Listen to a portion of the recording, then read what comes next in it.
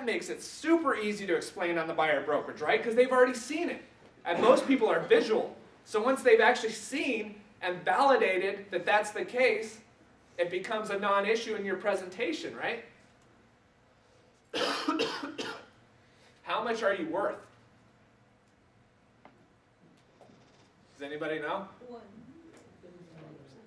$1 million. How much are you worth?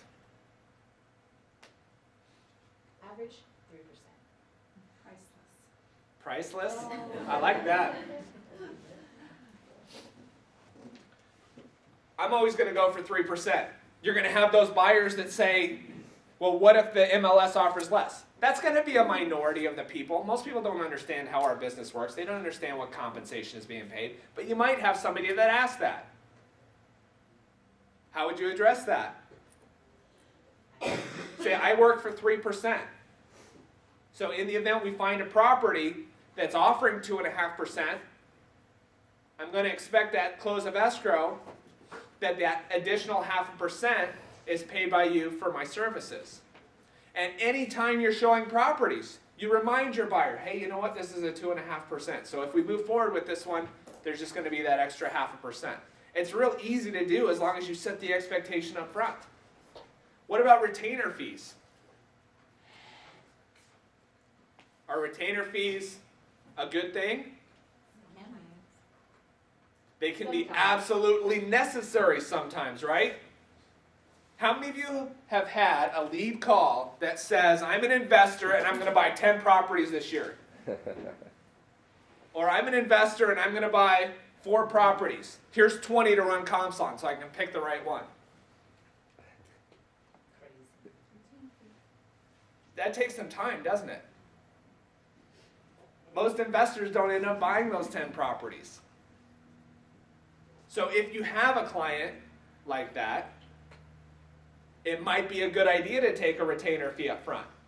And hey, you know what? If they're going to actually go through with the purchase, you can always credit it back against commission, or you can not. It just depends.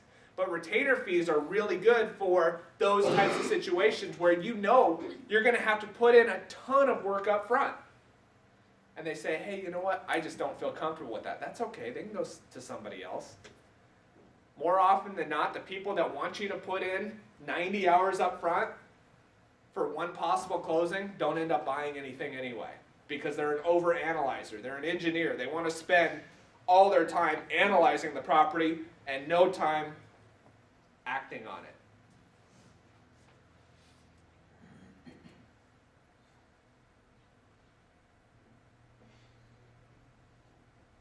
We already talked about that. All right, so the complete buyer brokerage package. We have the buyer's worksheet, the buyer service guarantee, the agency disclosure, the buyer brokerage agreement, the buyer advisory, which is an awesome tool, the mold disclosure, which is optional to get at this point, pre-qualification or proof of funds. Now it's the time to build your confidence. So let's start building some confidence. What I need everybody to do is we're going to break into 3 groups. And how many people we have? 1, 2, 3, 4, 5, 6, 7, 8, 9, 10, 11. So we'll break into groups of 6 or 7. Go.